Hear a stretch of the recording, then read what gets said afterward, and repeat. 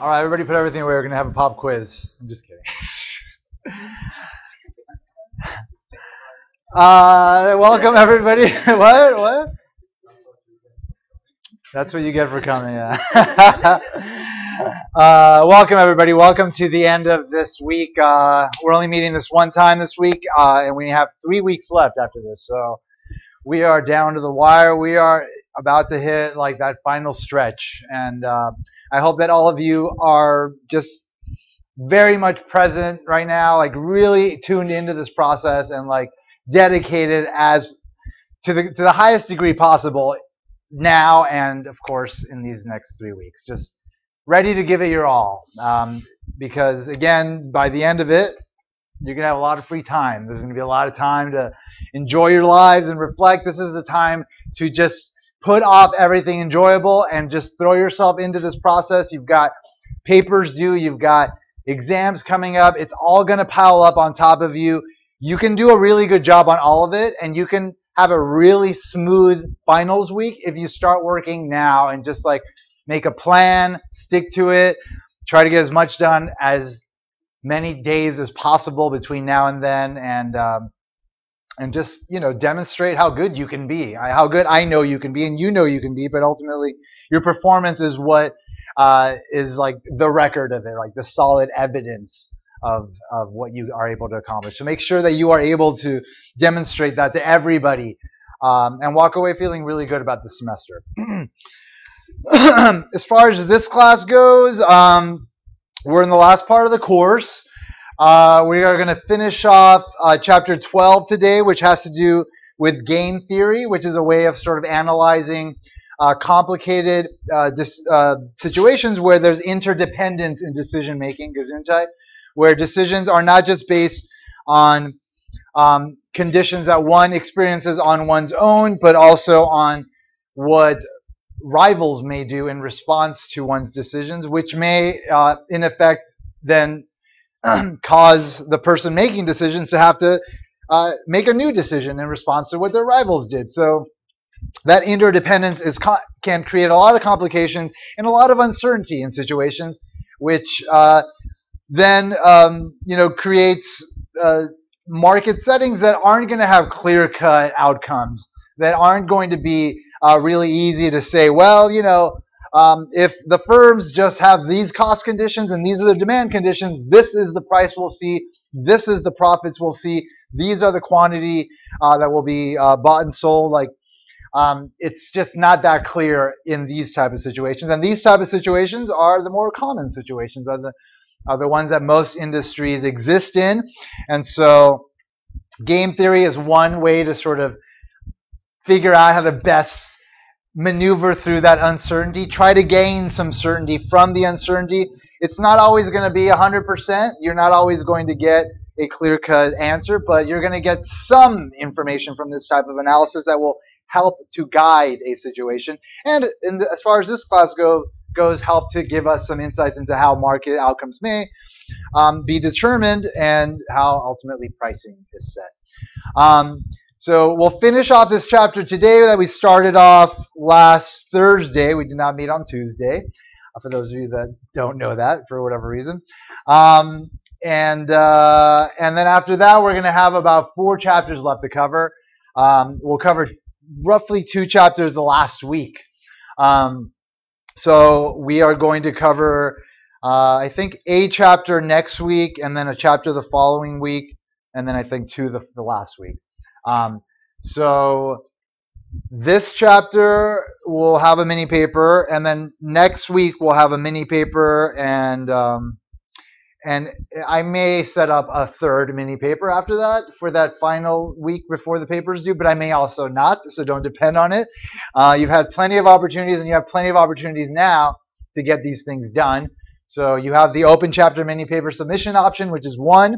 You've got this one, and then next week's, that's 3. If you haven't done a thing, you can still write the entire paper now, but your options are running out. So just jump on top of this if you have not done. I know a lot of you have already, and I know some of you are already done, and that's a good thing. And as far as those of you that are done goes, getting that final paper together is really simple. You're just going to write an introduction. You are an economic naturalist. This is what it means to be an economic naturalist. These are the 3 economic naturalist observations I've made. And then you paste the 3 mini papers together, give each one maybe a little subtitle, first ending sentence of each one, write something that'll create a flow from one part of the paper to the other. And then the conclusion, you basically restate the introduction, sum up your points that you made, and you're done. It's a very simple process, the entire thing, if you've been doing it. It shouldn't be much more than 1 or 2 hours for you to finalize the paper and submit it. I'll set up the submission option maybe sometime this weekend for you. No, I already submitted it. I already set it up for this class, so it's already available if you want to turn in the final paper. But you have time. You should work on it a bit if you want. Yeah, so it shouldn't be too difficult of a process for you if you've already done the paper. If you haven't, it's time to get on top of it. But for everybody, of course, just remember I need both a hard copy and a digital copy turned into me. So the digital option will be available to be turned in, and then the hard copy will need to be turned into me by the end of class on the day that it's due. So I'll start accepting papers the week before. You can either bring them to me during office hours if you're not going to come to class, or you can slip it under my door anytime. My office door has a little bit of a gap between it. Underneath it, you can just slide your papers under there. I'll tell you what to write on it because I need you to specify that you're in this class. So I know whose paper is whose because I have 3 different classes turning in papers. So I don't want yours to get lost in the shuffle. So yeah, so that's how that whole paper thing is going to work, and it's coming up. So so if you're not serious about it, get serious about it. If you've been serious about it, finish it off. Turn the paper in early, Save yourself the trouble later when there's other things that are going to pop up, maybe assignments from your other classes, maybe, of course, midterms. Not midterms, finals. Several finals all at once. So take my advice. Take this weekend and finish off the paper for those of you that are looking to have a strong, smooth last sort of few weeks of the semester. Are there any questions about anything before I move forward with today's material? Yeah. Well, there will be one due for this chapter. Yeah. I already opened up all the homework as well because I have a student in your class that has a special set of circumstances that I had to adjust for. So everything's available to be done if you want to do it. But don't just get things done without using them to learn. But in the end, it's up to you to do whatever you're going to do. All right. So as far as this chapter goes, again, chapter 12, dealing with game theory. We're just going to kind of introduce some of the methods that are used in game theory in a very basic way here. Not complicated in any way. They do get very complicated and very sophisticated. We bring probability into it. The cases that are considered involve more than just 2 players in these games. That is, again, a way of thinking about these situations where there's interdependence in decision making. And so this is just meant to kind of be a primer for those of you that might, be interested in maybe going forward with learning more about this approach, because it's a very powerful approach, and it can have a lot of great impact on a variety of things in this world, not just economics. All sorts of different sciences benefit from this approach. I mentioned the Cold War was sort of maneuvered through using game theory. I'll talk about that slightly today via an example.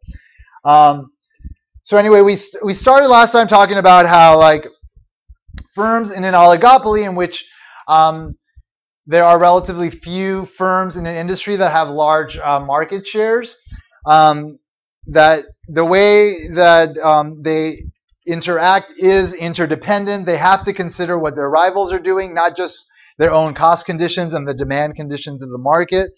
And so that situation sometimes can be viewed the same as the situation where you have a couple of prisoners, a couple of criminals that committed crimes, and they're in separate cells, and they're sort of put in a situation where they can rat their partners out and benefit from that or not. So we say that firms that are in these oligopoly situations are sometimes stuck in a prisoner's dilemma, which is what mirrors that story that I talked about last time, which I'll briefly go over this week. Anyway, so oligopolies, they are not as restricting to a market and therefore cause as much inefficiency as a monopoly does, where you have the least amount of competition and the most amount of price control. But they are the next worst option to a monopoly. And they do fall under the category of imperfect competition, the other setting being monopolistic competition, where there is some competition, but there's also market power, the ability to price above marginal costs, like a monopolist does, but nowhere near to that extent. We'll look at different oligopoly settings next week and see how different outcomes will create either less or more efficient market outcomes. And we'll then also look at monopolistic competition, which involves firms competing against each other, but everything that they're selling is slightly different from what their competitors are selling. And so they're sort of able to carve out a niche sort of sub-market, which allows them to have some market power. But they're still competing against other firms that have slightly different versions of what they're selling. And so it's not perfect competition, it's imperfect competition. We'll talk more about that when we get to it. Anyway, so game theory is used to sort of figure out how firms can best sort of maneuver their way through these complicated interdependent decision-making contexts. In the game, the players are the individuals who make decisions. The planned decisions of the players are the strategies. The games can go a variety of different ways. They can involve the players making moves at the same time, in which case you have a simultaneous move game, or it can involve players making move sequentially in a sequential move game in which one player makes a move and then other players respond to that move. Also, the game can be played once or it can be played multiple times, and that affects the outcome as well. We'll lightly touch upon that today. We'll talk about how that actually helps firms resolve the prisoner's dilemma. So again, the prisoner's dilemma is a classic example using game theory to understand oligopoly decisions. It involves two prisoners held in separate cells for a serious crime they did not commit. They did commit, but there's not enough evidence to convict them. So so they get put in separate cells, and then they get approached by the DA, and they're told that if they confess, then they'll wind up with no time in prison, but the person that gets confessed on will go to prison. And so they're in this dilemma, this situation where like they could both remain silent, not say anything. There's not enough evidence to convict them of the actual crime they committed. And so they will spend very little time in prison, in which case you'll get this outcome here. Or they could both keep their words, not confess, which they agreed to do prior to committing the crime. And if they do that, if they remain silent, they get that's the situation that I was just describing. They both remain silent, they don't confess, and they get the least amount of time. But let's say one of them chooses to confess and the other one remains silent, in which case the one that confesses gets the least amount of time and the one that gets confessed on gets 20 years. It could happen the other way around. Prisoner X, this prisoner, could be the one confessing. Prisoner Y could be the one remaining silent. In that case, prisoner Y goes to prison 20 years. Prisoner X stays out of prison. Or they could both wind up confessing on each other, in which case both of them get convicted for 5 years each, which is greater than if they had just kept their agreement and maintained their silence. Anyway, we can represent this prisoner's dilemma in what's called a payoff matrix, also known as the normal form representation of a game, where you've got player 1 here, player 2 here, player 1's strategies are the rows, and player 2's strategies are the columns. Player 1 can either confess or remain silent. Player 2 can either remain silent or confess. And then the boxes represent the payoffs on the two overlapping strategies. So if they both remain silent, again, prisoner Y gets 1 year, prisoner X gets 1 year. If prisoner X confesses, prisoner Y remains silent, prisoner X gets 0 years, and prisoner Y gets 20 years, and so on and so forth. So anyway, you could represent any type of situation that has this kind of interdependence in decision making by these normal form representations of games if the game is only going to be played once and everybody's making their decisions at the same time.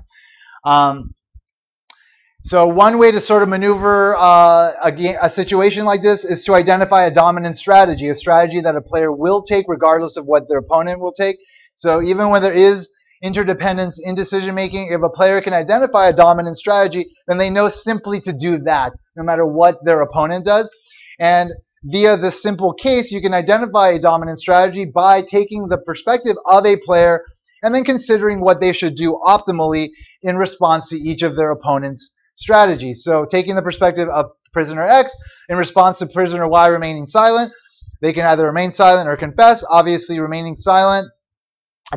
confessing is better than remaining silent. They get 0 years.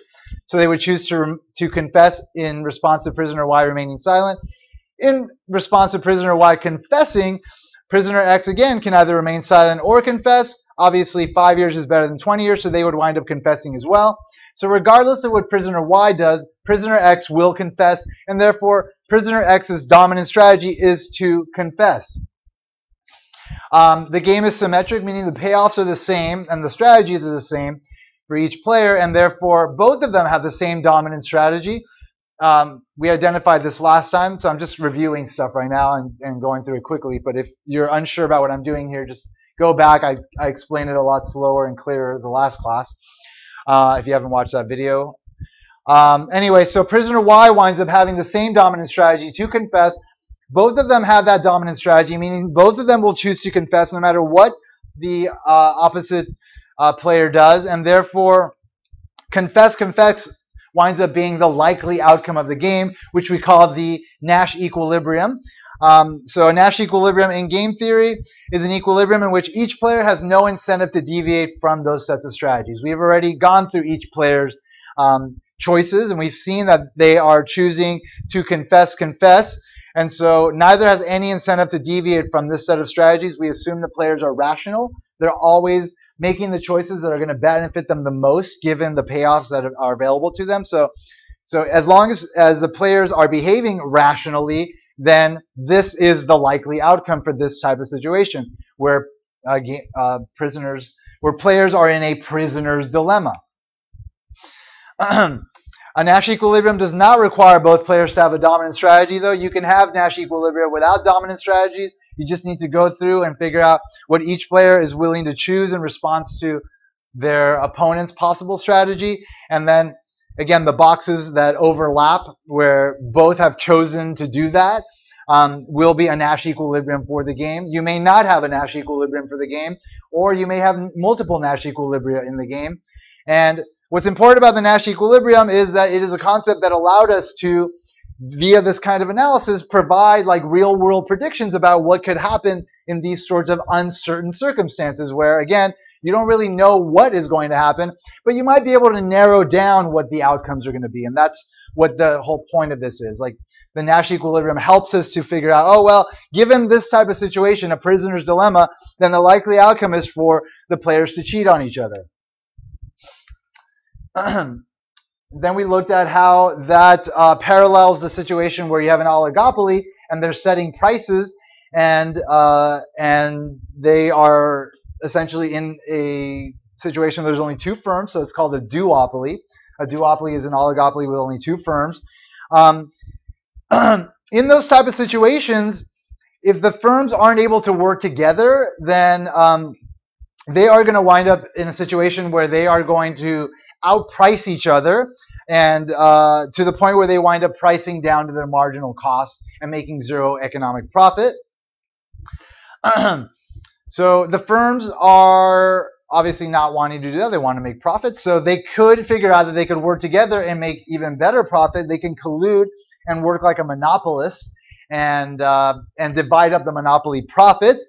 But in the U.S., it's illegal to do that, and so the only way that they could engage in that kind of agreement is illegally, which means that the agreements are not legally binding, and so they could easily just cheat on the agreement. And so let's say so this is firm 1, this is firm 2. Their strategies are either to cooperate and charge a higher price that they decide on together behind closed doors illegally, or the other is just to charge the price that they would normally charge in the market. Here we just assume the price was $9 versus $10 for the cooperation price. So them cooperating is the same as the two prisoners not ratting each other out and getting the least amount of jail time. In this case, the two firms don't cheat on their agreement to charge the higher price, and they get the most amount of profit.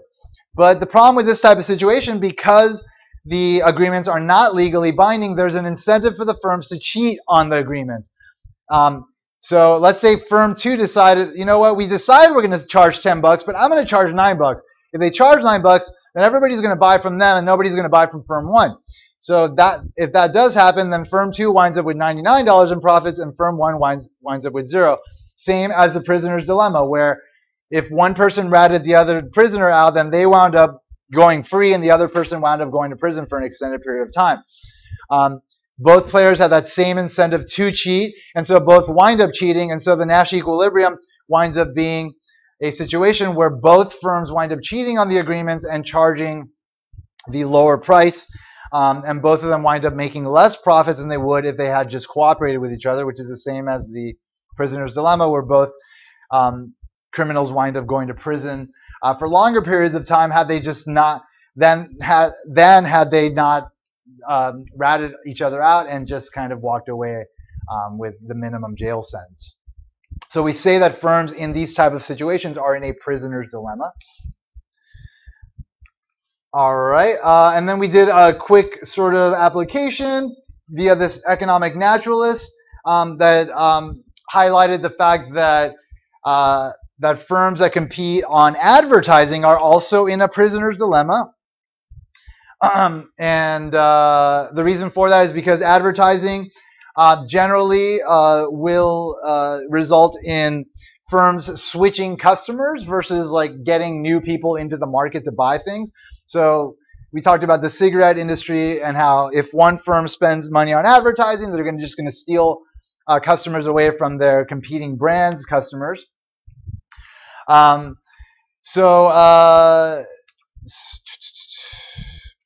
the situation can be represented again via a normal form representation of the game. This is exactly the same thing as the last table that we saw. It's just a slightly different style of representing the exact same thing. The only difference is that the payoffs aren't separated into triangles, but you got the payoff on the first payoff in every cell corresponding to player 1, and then the second payoff in each cell corresponding to player 2. So that's the only difference in this setup here from what we just saw. We can set up, again, each firm as the players, and their two strategies is either advertise or not advertise. They could both advertise and spend money on advertising and thereby nick their profits. So if both of them did not advertise, so they agreed we should not advertise because we're not creating new customers, we're just stealing customers from each other. We can save this money and not advertise and make higher profits. So if they both made that agreement and did not advertise, they'd both wind up with $500 million each. But if they both choose to advertise, they're going to wind up with $250 million each because they've spent money on advertising. But there's an incentive to cheat. If one firm says, yeah, we're not going to advertise, and they go ahead and advertise, they'll steal customers away from their rival, and therefore they will wind up with higher profits. So if this firm chose to cheat on the agreement and advertise, and this firm continued to not advertise, then firm A would get 750 and firm B would get 0. And the same incentive exists for firm A. Firm A could be the one to not advertise, where firm B is the one that's choosing to advertise. In that case, firm A winds up with 0 and firm B winds up with 750. So both firms have an incentive to cheat on the agreement, and therefore both will cheat, and therefore the Nash equilibrium for this game will be for both of them to cheat and to advertise. And so you'll wind up in that same situation here as you did in the pricing game. So firms in this context are also in a prisoner's dilemma, and the dilemma is that the outcome of the game is going to be less appealing than the one where, you know, if the firms had figured out how to work together, they could have benefited more by colluding, working together, and abiding by their agreements. Anyway, so that's the stuff we covered last time. And now let us move forward with the practice problem. So firm 1 and 2 are automobile producers. Each has the option of producing either a big car or a small car. The payoffs to each of the 4 possible combinations are given in the following payoff matrix. Each firm must make its choice without knowing what the other has chosen, and they make their choice at the same time. So the first question is, does either firm have a dominant strategy? All right, so to identify a dominant strategy, again, you take the perspective of a player and you consider what they would do in response to their opponent. So taking the perspective of firm 1 in response to firm 2 making a big car versus a small car, what should firm 1 do? Small car, 1,000 is better than 400. In response to firm 2 choosing to make a small car, what should firm 1 do? Big car, 800 is better than 500. Does firm 1 have a dominant strategy? No, firm 1 does not have a dominant strategy. They're going to choose a different strategy depending on what their rival does. Whereas a dominant strategy states that a firm will do the same thing no matter what the rival does. All right, so firm 1 does not have a dominant strategy. Let's check to see if firm 2 has a dominant strategy. Again, taking the perspective of firm 2, in response to firm 1 having choosing to make big cars, what should firm 2 do? Small car, because 1,000 is better than 400. And in response to firm 1 choosing to make a small car, what should firm 2 do? Big car, 800 is better than 500. So we can see again that firm 1 does not have a dominant strategy either.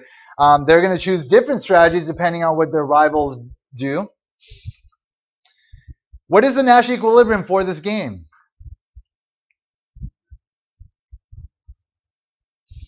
There's 2 Nash equilibria. We've identified them. So that's how you identify Nash equilibria. You go through and you figure out what each player would do in response to each of their opponent's strategies. And the places where those choices overlap are going to be Nash equilibria for the game. In this particular example, where the firms are trying to figure out, should I compete with my rival car maker in making a big car or a small car, then we see that there's 2 outcomes that the firms have no incentive to deviate from. Either one firm makes a small car and the other one makes a big car, or the other way around. So basically, they both benefit the most by them making different types of cars. So what this analysis has told us is that's what it's told us. It's told us that that is the best outcome for this game, but that's as far as we can go with it. We can't say, well, then therefore, firm 2 will make a small car and firm 1 will make a big car. Like, obviously, it's up in the air who will choose to do what, and even if they will choose these options, but based on our analysis, we know that those outcomes are the best. Then it is up to the firms to figure out who's going to do what, and obviously that's a whole other thing that's complicated and involves, like, ideally some maybe diplomacy and some negotiations that could get ugly, but who knows? The point is, as far as like game theory goes and this approach, we have been able to identify what the best outcomes are and what the likely outcomes are, but not which of these outcomes will be chosen. But we've managed to narrow it down, and that is powerful in a world of uncertainty in cases that are a lot more complicated than this. All right. In cases where there are not dominant strategies, a player who is very risk averse might choose to play what's called a maximum strategy, also known as a secure strategy. A maximum strategy means choosing the strategy that makes the lowest payoff one can receive as large as possible. So essentially, they would analyze the situation they're in, and they would look at the worst possible outcomes that could occur in response to their rival's actions, and then choose the better of the 2 outcomes. So let's identify a maximum or secure strategy here. Firms A and B are deciding whether to advertise or not in a market where targeted brand awareness can cause consumers to switch brands. The firms face the following payoff matrix. So they are being represented by this normal form representation of the game where you have a table versus a sequential game that's represented by a game tree, which is what we'll look at in a bit. Anyway, firm A can either advertise or not advertise. Same for firm B. Has the same options, but the payoffs are not symmetric in this case. So we can identify that firm B does not have a dominant strategy of its own and is uncertain about what firm A is going to choose. So we're being asked what firm B's maximum strategy is. All right, so to figure out what firm B's maximum strategy is, take the perspective of firm B, and then consider each of firm A's strategies and what will result in the worst outcome for them, and then choose the best of the worst outcomes. So if firm A were to advertise, firm B can either advertise or not advertise. Obviously, not advertising would get the worst outcome there. In response to firm A not advertising, again, firm B can do either of the both, and advertising would result in the worst outcome there. So the maximum strategy for firm B would then be to play the strategy advertise, because advertise would maximize the worst of the possible outcomes for it. So this is its maximum strategy. It's its secure strategy. And again, it's not the best strategy, and most players in these situations won't play these strategies unless they're really risk averse. They're really afraid to take any kind of chance. Obviously, the best thing to do is to analyze what your opposition is going to do, and then try to identify the Nash equilibrium, and then sort of go from there. So if player B plays a maximum strategy, it will choose to advertise. All right, so like I said, if the game is played more than one time, then that will be a way for the firms to get out of this prisoner's dilemma, where they wind up in the worst outcome of the game because they have an incentive to cheat on any other type of agreement. So the way that they get out of it in a multiple round game is a strategy called tit for tat, where players start by behaving cooperatively, but thereafter do whatever the other player does in the previous period. So tit for tat is a strategy for a repeated game. So let's examine how it works via an example. So we can examine the last primary as a sort of a duopoly game, where Bernie Sanders and Hillary Clinton can be analyzed as duopolists. They have two strategies. They can either cooperate with each other in debates and smear their opponent Donald Trump and not each other, or they can fight each other and basically just smear each other. Suppose their payoff matrix is similar to that of the prisoner's dilemma. The question is, do the players have a dominant strategy? If so, identify them. What is the Nash equilibrium? So that's the first step here. This is how we set up the normal form representation of the game. Either one can either fight, smear their opponent, or cooperate and just smear Donald Trump.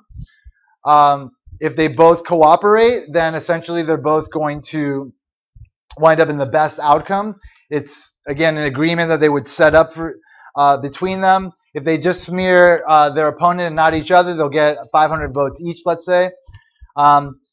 If they both choose to smear each other, though, they will both erode quite a bit of their overall votes, and they'll wind up with 300 each.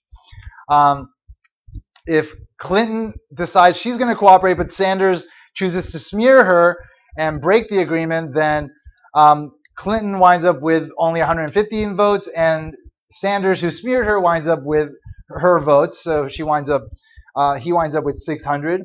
But obviously, there are some votes lost there because of the fact that people just don't like dirty politics. And the same thing can happen if Sanders cooperated and Clinton decided to smear him and break the agreement. So the numbers essentially put the players in the same kind of prisoner's dilemma that we've been talking about. So we can, again, identify dominant strategies. by taking the perspective of each player, seeing what they would do optimally in response to each of their opponent's strategies. So taking the perspective of Clinton in response to Sanders cooperating, what would Clinton do? Fight. 600 is better than 500. In response to Sanders fighting, what would Clinton do? Fight again. So no matter what Sanders does, Clinton's going to fight. Therefore, she has what type of strategy? Dominant strategy. Her dominant strategy is to fight. Again, to take Sanders' position and analyze his optimal decisions, we can identify his dominant strategy. So in response to Clinton cooperating, Sanders can either cooperate or fight. Obviously, he's going to fight. In response to Clinton fighting, Sanders can either cooperate or fight. He's going to fight. So he has a dominant strategy to fight. What is the Nash equilibrium for this game? Fight, fight is the Nash equilibrium. So you characterize the equilibrium by this set of strategies that encompass it. So the Nash equilibrium is fight, fight. It just happens to be because that's the point where the dominant strategies overlap. You don't necessarily need dominant strategies to identify Nash equilibrium, but if there are dominant strategies and they do overlap, that will be a Nash equilibrium. But we saw in the last game, in one of the last games, that we found two Nash equilibria and there were no dominant strategies. All right, so fight, fight is a Nash equilibrium for the game because there's no incentive to deviate from it. So the next part says, suppose the game is played repeatedly, though. If the two Democratic candidate frontrunners both choose to play tit for tat, can cooperation be sustained? Why? Explain. All right, so the answer is that yes, cooperation can be sustained if the game is played multiple rounds. It can result in cooperation if each thinks that their opponent will also play tit for tat, not always cheat. So essentially, again, tit for tat means that you do whatever your opponent does initially, and if they deviate from that, then you just do what's best for you from that point forward. So in the first round, let's say that they had gone together and they both decided, let's not smear each other, and let's just move forward with that. Obviously, there is an incentive for them to cheat on that agreement, because again, if Sanders were to cheat and smear her and she cooperated, then he would get 600 votes, he would get 150. So that incentive exists, but they know that they're going to play the game multiple rounds, and so if they end up cheating now, then that's what everybody's going to end up doing from that point forward. And they know that they benefit from cooperating because they could wind up with a lot more votes in the long run. So let's say in the first round, they both decide to cooperate, but Clinton decided to cheat, right? So she decides, I'm going to cheat on Sanders. I don't care that there's going to be repercussions. So as a result of that, she cheats. She gets the 600 votes. He gets the 150 votes. So therefore, in round 2 to infinity from that point forward, because she chose to cheat, Sanders is going to choose to cheat every round after that as well. And so they're going to wind up in the Nash equilibrium for this game.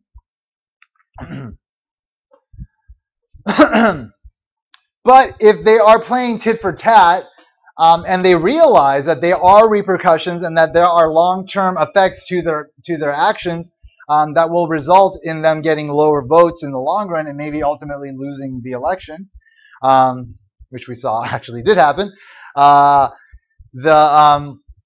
then they will not choose to cheat. That incentive to cheat will actually go away because of essentially the counting the benefit as not just the votes in this one period, but the votes over the lifetime of the game. And so that will outweigh the benefit of cooperating will outweigh the benefits of cheating in one round. And so therefore it will be worthwhile for them to cooperate. And so that's what you find in these kind of duopoly games that do find firms in prisoner's dilemma where the outcome will be them cheating on each other and charging these lower prices.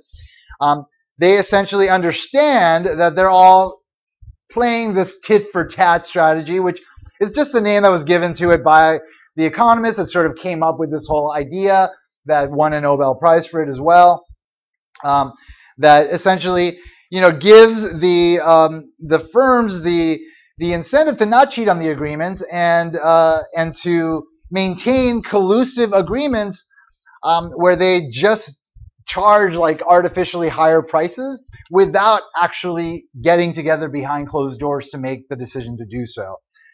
So they know that they should be charging a higher price to make higher profits. They assume that their rivals know it as well, so everybody just kind of does it. And as soon as somebody tries to cheat on that, then they wind up in the Nash equilibrium. Everybody winds up losing. And so nobody wants that. And so because they are, again, aware of these repercussions, and that is what stops them from winding up in the Nash equilibrium and resolving the prisoner's dilemma for you. All right, so let's look at now sequential games where decisions are made in order versus at the same time. So that's what we've been looking at so far, decisions where the moves are made simultaneously, simultaneous move games. But if a player is able to have a first mover advantage, then that is going to change the outcome of the game. And in these situations, a player will make a decision first, and then somebody will have to decide what to do in response to that. We'll see in the next chapter that that can have a lot of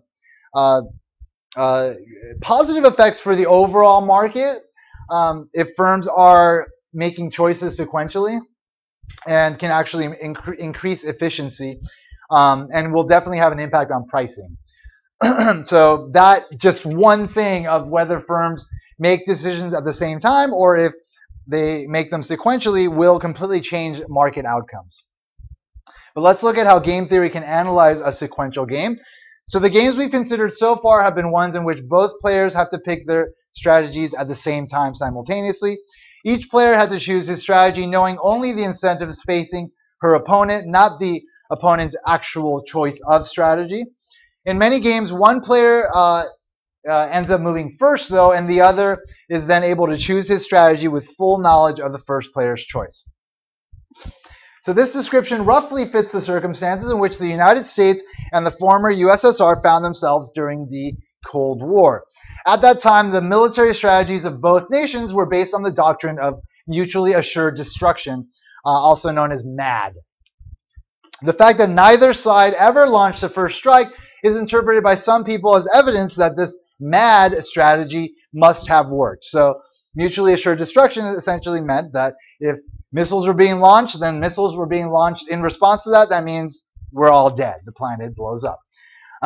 So the logical difficulty with MAD is that each side knows perfectly well that once a first strike has already been launched, it will not be in the other side's interest to retaliate, which creates a dilemma. So we can analyze the situation via what's called the extensive form of a game. An extensive form game summarizes who the players are, the information available to the players at each stage of the game, the strategies available to the players, the order of the moves of the game, and the payoffs that result from alternative strategies. So this is an extensive form of the game that the USSR and the US were playing essentially. Decision node for player one denotes the beginning of the game. So the USSR gets to decide what they want to do first, either launch a missile at the US or not launch a missile at the US. And then once they decide what they want to do, then the US gets to decide what they're going to do in response to that. So these are player two's decision nodes. And again, player two has two options, either launch missiles back at the USSR or don't launch missiles at the USSR. And of course, there's a branch for each possibility depending on what player one has done.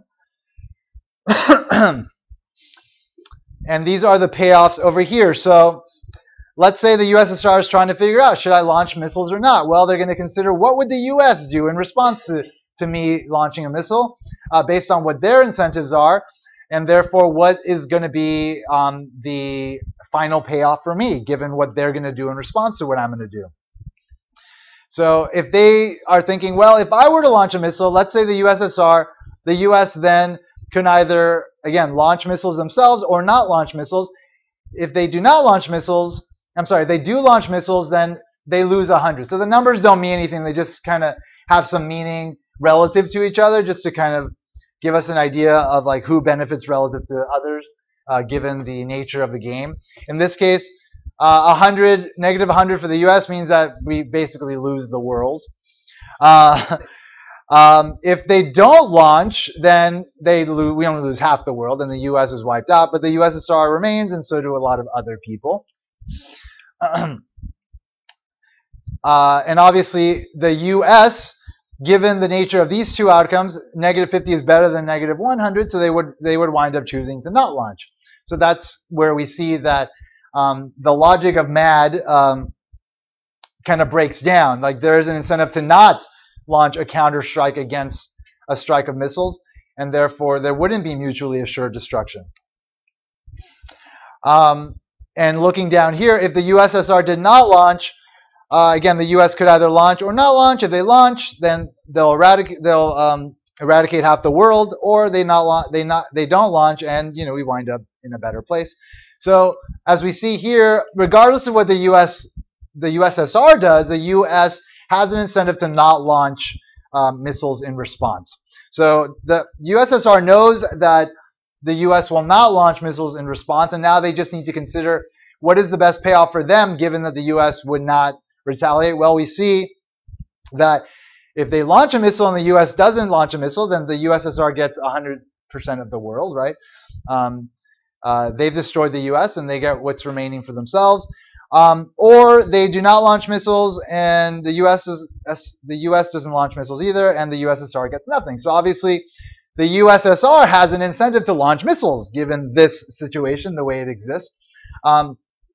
So given nothing else changing, the USSR would launch missiles against the U.S. And therefore, MAD, mutually assured destruction, the deterrent to nuclear holocaust, doesn't work. All right, since each party knows the flaw, the threat of a counterstrike then loses all power to deter. The same logic that exposed the flaw does suggest a simple way to repair it, though. The way to repair it is to install a so-called doomsday device, a machine that is tamper-proof that will automatically retaliate once a first strike has been launched. Once each side becomes aware that the other has such a device in place, then MAD, mutually assured destruction, would be complete, and a first strike truly would become unthinkable. So suppose the U.S. could install a doomsday device that would automatically retaliate in the event of an attack by the USSR. The effect would be to eliminate the bottom half of the top branch of the game tree. So again, because the U.S. would now have that device that would launch missiles in response to missiles being launched by the USSR automatically, then they don't have the option not to launch missiles. So now the USSR needs to consider that situation in order to figure out if they should be, destroying us. So given that the U.S. will launch missiles, then the USSR compares, obviously, their payoff to them either launching missiles or not launching missiles. And obviously, not launching missiles is better than launching missiles. So therefore, the USSR does not launch missiles, and we get to live and breathe today, and you all get to enjoy this beautiful lecture that I presented to you. All right. Anyway, so that's a very simplified way of sort of looking at how game theory kind of helped us maneuver the Cold War era. As I said last time, RAND, Research in Nuclear Development, that's located in Santa Monica, a think tank, was sort of the place where a lot of this stuff kind of was fleshed out and ultimately executed. Anyway, so that's how game theory works when there is a sequential move game. So now let's look at a couple of examples, and then we'll call it a day. So here's an economic naturalist example. The question is, why might a company make an investment it knew it would never use? So the Sears Tower in Chicago is currently the tallest building in the U.S. Suppose that some company X is considering whether to build an even taller building, since it knows that any firm that has permanent ownership over the tallest building will earn the largest economic profit. So its concern is that Sears, so this other company thinking about entering, has to think about the fact that Sears or some other firm may build an even taller building, which would substantially diminish Company X's payoff. So if Company X did build a higher building, then somebody could build an even higher building in response to that. All right, so Company X is trying to figure out, should I build that building or not? and they have to consider that Sears is going to respond to that.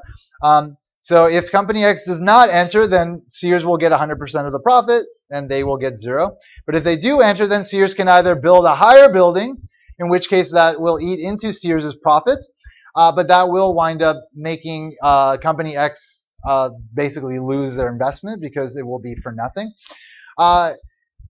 Of course, Sears can also choose not to retaliate and build an even higher building, in which case X will wind up with some of those profits, in this case 60, and 40 will be left for Sears. So given that the company knows this, they consider what Sears would do in response to them entering, and we see that based on the incentives that obviously Sears would choose not to build a higher building because the profits would be higher than if they had to invest in building a higher building. Knowing that Sears would do that, then company X would compare their payoffs from either entering or not entering. Entering, which means they would get 60. Not entering means they would get 0. And so therefore, company X would choose to enter, given the nature of the game and the payoffs that exist. So therefore, this is the Nash equilibrium for this game. So the Nash equilibrium of this sequential game is point E, where X enters and Sears does not respond. Neither player has any incentive to deviate from this set of strategies. So suppose that before Sears had originally built its tower, it had the option of building a platform atop the building on which it could add an addition that would make the building taller if they needed it. So building that platform would cost them, let's say, 10 units, but reduces the cost of building a taller building by 20 units.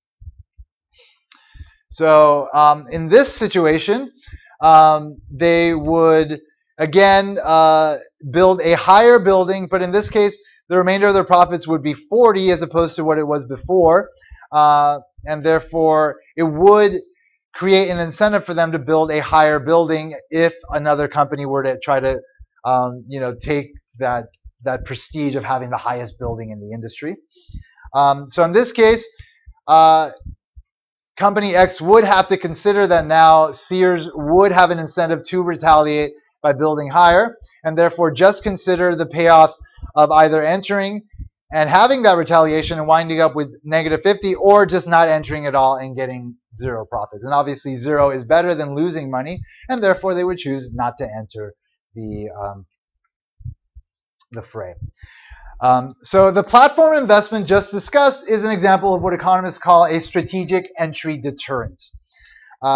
When such investments are effective, it's because they change potential rivals' expectations about how the firm will respond when its market position is threatened. All right, let's do one more practice problem just to highlight the nature of how this extensive form of a game works and how you can identify likely outcomes based on the payoffs and the actions available to the players in sequence. And then we will be done with the day. All right, so Phil and Kathy are roommates who are taking the same economics class. This morning, Phil wakes up and decides whether or not to go to class. He knows that Kathy is going to class, that if Kathy is going to class, he's going to hear her fixing her breakfast. Kathy knows that Phil may or may not go to class depending on what she does. The timing of their decisions and the respective payoffs are given below. So Kathy, again, can either choose not to go or go. In response to her going, Phil can either go or not go. If he decides to go, then each of them wind up with 10, let's say. Again, the numbers don't mean anything. They mean something relative to each other. If Phil decides not to go, then Kathy winds up having to take the full brunt of the learning, the burden of the learning, and she winds up with -5. And Phil gets to learn from her whatever notes she took or whatever, and he also gets to sleep in. So then he gets the higher payoff there. Or she could not go. And if she doesn't go, Phil, again, can either go or not go. If he does go, then she gets to sleep in and gets the benefit of learning from him. And he's the one that has to take on the full cost of learning. Whereas if he were not to go in response to her not going, then neither of them get anything. So the question is, what is the equilibrium of the game? All right, so again, to figure out the equilibrium for this type of game, you have to take into consideration what the second player is going to do in response to the first player, and sort of figure out what their likely move would be in response to the player's first move. And then the first move needs to, once they identify what the other player would do, then figures out what they would do to optimally make sure that they wind up with the best result once everybody's made their decisions. All right, so Kathy's going to consider if she were to go, so if Phil were to go in response to regardless of what she does, then obviously 15 is better than 10. So it would be better for Phil if she were to not go. I'm sorry, these are Kathy's payoffs. So it would be better for Kathy if she were not to go and Phil were to go, obviously. And if Phil winds up not going, then the best payoff for her is to not go as well. So we identify for here that Kathy would benefit the most from Phil, from her not going, and then regardless of what Phil winds up doing, she's going to get the higher payoff. So she's going to choose, obviously, to not go because it's going to benefit her the most. And so given that that's the case, Phil now needs to figure out what he's going to do. Well, we know that obviously 0 is better than -5, and so therefore he would choose not to go as well. So the equilibrium of the game is for neither Kathy nor Phil to go to class, which explains all the empty seats in the class. That is the Nash equilibrium for the game. All of you are working against that, and that's good. You guys are doing the right thing. You have your own Nash equilibriums that you're considering, which is good. Can you explain again why you chose the 15 on the table for Kathy? Like why you want these two options? Right. So basically, Kathy's trying to figure out how the game can best benefit her. Right. So she's going to consider all the likely outcomes for her. So she considers, well, what happens if Phil goes? If Phil goes, and then depending on what she does, she can either get 10 or 15. Obviously, the 15 is better than the 10. So if she does not go, then it's better for her so if Phil goes, it's better for her not to go, essentially. If she knows that Phil's going to go, it's better for her not to go. And if Phil did not go, again, she considers what her payoffs would be, and she recognizes that 0 is better than -5. And so, therefore, it's better for her not to go regardless of what Phil's going to do. And so that's what she identified. And once she identified that, then she needs to figure out what Phil's going to do. And then by doing that, we can figure out that both of them not going is the Nash equilibrium for the game. And so they both don't go. Anyway, just kind of understand how these things work, how the extensive form of a game works, how you can identify Nash equilibria in an extensive form of a game, in a normal form of the game, the tit-for-tat strategy, the secure strategy, the dominant strategy, what those are, how you can identify them, how the tit-for-tat strategy can resolve the prisoner's dilemma, what the prisoner's dilemma is. Just kind of know these things, and of course, terminology and whatnot. Anyway, I'll open up the homework for this. Actually, it's open already. Take care of it by Sunday night. Beyond that, have a good weekend, but please just be very mindful. In fact, you have a few weekends left. Take full advantage of this time. It is worth your time to give up some fun stuff right now. You're going to have a lot of fun during the summer, right? Make sure you take care of everything now. Have a great weekend.